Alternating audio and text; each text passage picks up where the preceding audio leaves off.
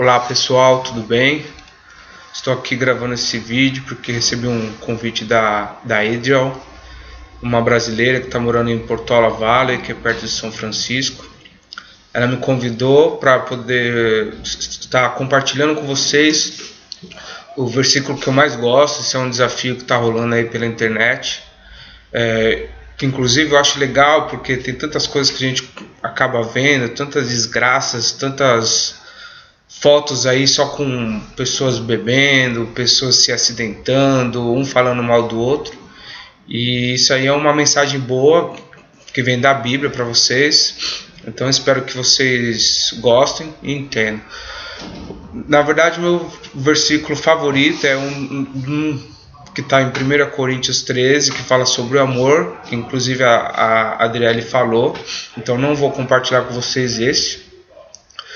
O livro que eu mais gosto da Bíblia, que eu mais gosto de ler, é Provérbios, que fala bastante sobre honrar pai, mãe, obedecê-los, fala sobre o amor entre os casais, ensina como a você ser um bom investidor, algumas coisas do tipo, né?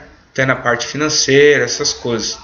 Então, o livro que eu mais gosto de deixar para vocês é Provérbios, mas o versículo que eu quero falar para vocês está em Mateus 11, 27, do 27 ao 30, né? Ele começa assim no 27: Todas as coisas me forem entregues por meu Pai, e ninguém conhece plenamente o Filho, que seria Jesus, senão o Pai, e ninguém conhece plenamente o Pai, senão o Filho, e aquele a quem o Filho o quiser revelar.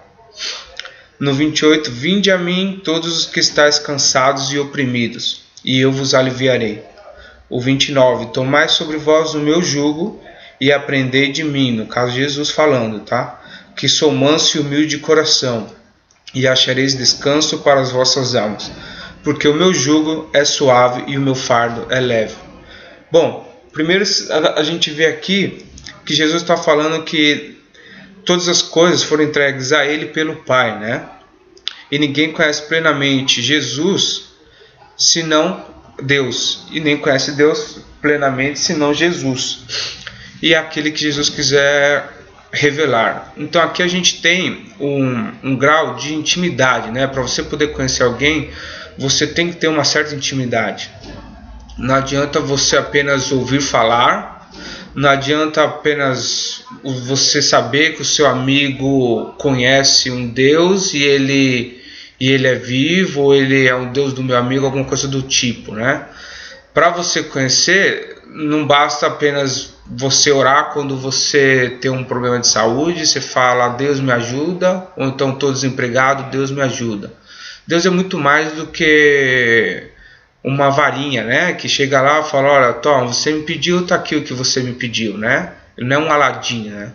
Então, a partir do momento que você conhece ele, você vai aprender a confiar cada vez mais. Então, aqui Jesus está falando para a gente poder pedir a Ele e conhecer a Ele através da sua palavra, através da verdade, para poder conhecer um pouco mais de Deus, né? E assim a gente tem o nosso descanso. O descanso, ele fala, não é o descanso de que, olha, eu vou conhecer a Deus, a minha vida vai ser 100% perfeita, eu não vou ter problemas, eu não vou passar por dificuldades, eu não vou passar por dificuldades financeiras, emocionais, seja lá o que for. Muito pelo contrário. Aqui ele está querendo dizer que você vai ter o descanso. Ele não garante para você que você não vai ter problema. E o descanso é exatamente em confiar em Deus. E o confiar em Deus, você só vai confiar conhecendo Ele. Assim como você confia no seu irmão, ou no seu pai, ou no seu amigo, você só vai confiar em Deus quando você conhece Ele. Você só confia em Jesus quando você conhece Ele. Então, e o conhecimento, como que você conhece a Deus? Você vai conhecer Deus através da leitura da palavra dele, né? Tem até um dizer aí que todos os caminhos levam a Deus, né? Eu particularmente não acredito nisso. Até hoje eu nunca consegui convencer um ateu de que o caminho que ele está levando vai levar ele a Deus, porque ele não conhece, ele não acredita em Deus, na verdade. E é a mesma coisa que eu falar que eu vou pro Ceará e pego o caminho do sul, o caminho de Santa Catarina. Nunca vou chegar no Ceará. Então, eu não acredito particularmente que todos os caminhos levem a Deus. Eu acredito na Bíblia e através dela eu busco conhecer a Deus, né? Eu ainda estou conhecendo. Então, é mais ou menos por aí. E aí, a questão da intimidade, eu queria até compartilhar com vocês algumas coisas que aconteceram comigo, né? Para vocês poderem ter uma comparação. Inclusive, no momento quando eu estava morando em Vancouver, a amiga da Adriele, que morava perto de Vancouver, na verdade ela morava já nos Estados Unidos, mas 3-4 horas longe de Vancouver, ela foi para lá para cuidar de uma criança e estava tirando férias e queria conhecer Vancouver, né? Só que ela precisaria ficar num hotel, não conhecia nada, precisava de alguém para poder ajudá-la, e a Adriele me pediu para poder ajudá-la, né? Falou, Renan, tem como você ajudar minha amiga, tá querendo conhecer Vancouver e tal. Eu falei, sem problemas, né?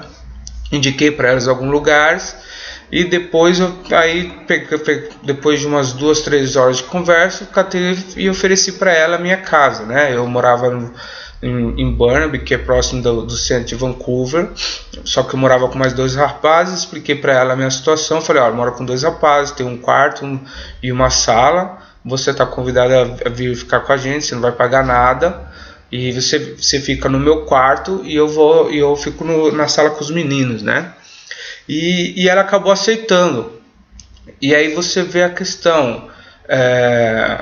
E aí tem uma outra questão, depois eu vou finalizar essa daqui com uma finalização geral, né?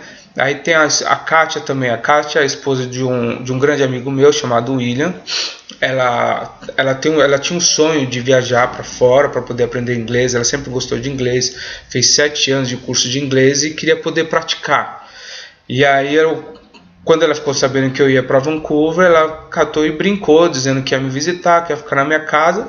E eu acabei topando. Eu falei, não, você está mais do que convidada, você pode ir para lá, você vai ficar na minha casa e tal.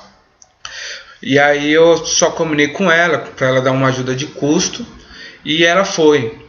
E aí algumas pessoas até ficaram comentando, tal, falaram, pô, seu amigo deixou a esposa dele ficar na sua casa durante 1 mês, assim, como é que pode? Ele não tem ciúmes, não tem medo, não tem nada. E teve uma outra vez, uma outra situação, que aí no caso eu fui envolvido. Eu conheci um casal de Singapura, inclusive a moça me chama de irmão, eles têm por volta de seus 40 e poucos anos. Eles estavam indo para Whistler, uma cidade que fica de carro 1h30, 2 horas de Vancouver, onde teve as Olimpíadas de Inverno, e eu não tinha conhecido essa cidade ainda, e eles me convidaram, só que o que aconteceu? Eles iam sair bem cedo, 6 horas da manhã, e da onde eu morava para ir até a casa deles, não tinha ônibus para chegar nesse horário. Então ela catou e me convidou para dormir na casa dela. E isso para brasileiro é até que meio que comum. Só que só para brasileiros. As pessoas não têm costume de convidar, muito menos para jantar, um convidado assim de última hora, né? No Canadá, para você jantar na casa de um amigo, você tem que esperar um convite, e aí ele convida você para hoje, para estar indo daqui 2 semanas, 3 semanas, né?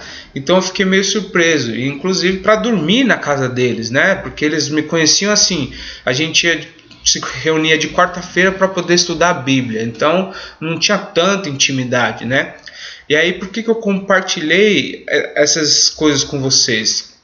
É porque do momento que você confia, do momento que você tem uma certa intimidade com a pessoa, você acaba confiando.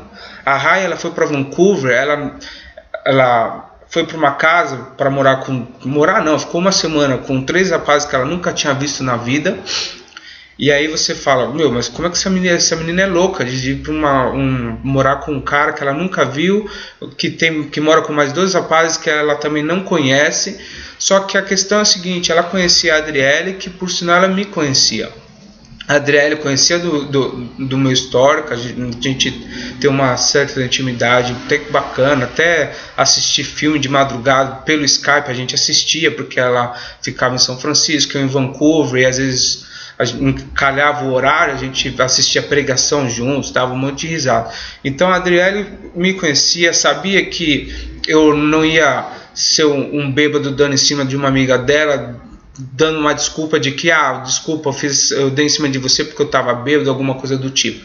Ela sabe o meu pensamento, ela sabe a minha postura, e a Rai acreditou na Adriele porque conhece a Adriele, conhece o passado da Adriele, então elas têm uma certa intimidade o suficiente para a Rai acreditar que a Adriele não iria colocar ela numa furada, né? E foi a mesma coisa o meu amigo. Ele permitiu que a esposa dele ficasse morando comigo durante um mês, porque ele sabia que a minha amizade com ele vale muito mais do que uma noite de prazer, não é verdade? Que tantas pessoas se preocupam se vai trair ou se não vai trair. Então ele confiou em mim. Ele, não vou dizer que não teve ciúmes, não sei se teve ou não, mas ele confiou no amigo dele, confiou na minha palavra, confiou na esposa dele. E a mesma coisa os dois casais. Depois de um certo tempo frequentando as mesmas reuniões de quarta-feira, eles confiaram em mim. Eu não sou do país deles, eu não tenho a mesma cultura que eles, mas eles sabiam que eu não ia fazer nenhuma besteira. Eles tiveram um certo grau de intimidade comigo para ter esse discernimento. Tanto é que no final ele trabalhava bastante, né? E ela trabalhava de madrugada porque ela fazia traduções para empresas do país dela. Então durante o dia, quando eu tinha folga, ela me chamava, a gente ia fazer uma caminhada, eu e ela, e a gente nunca teve esse problema do marido ter ciúmes ou das pessoas falarem. Por quê? Porque um conhecia o outro, sempre houve o respeito. Então é a mesma coisa com Jesus. A gente conhece Jesus quando a gente tem uma certa intimidade. Para você ter intimidade, você tem que procurar conhecê-lo, né? Você vai saber dele através da leitura da Bíblia. Lendo a Bíblia, você vai conhecer a ele. E não é qualquer um que conhece. Você tem que ser humilde. Você tem que pedir para ele, falar: Jesus, me revela quem você é, o que eu tenho que aprender de você. Eu sei que você me conhece. A Bíblia fala que Deus nos conhece desde o tempo que a gente estava no ventre de nossas mães, né?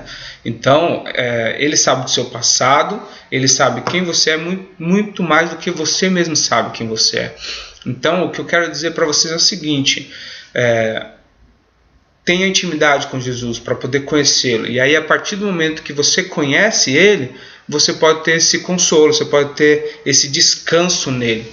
Volto a dizer, isso não quer dizer que você não vai ter problemas, que você não vai passar por dificuldades. O que eu quero dizer é o seguinte: que você vai ter todas as dificuldades que uma pessoa normal vai ter. Você vai poder ficar desempregado, você vai ter problema de saúde, problema na família, mas a questão é, você, ao certo ponto que você tem uma intimidade com Deus, você sabe que isso é irrelevante, que Deus está cuidando de todas as coisas. O que o mais importante é que você vai estar aprendendo o que você tem que aprender. Então essa é a mensagem que eu quero falar para vocês, do versículo que está em Mateus 11, 27. Conheçam mais a Deus, busquem saber quem Ele é e descansem, né? A gente vê tantas pessoas sendo mortas.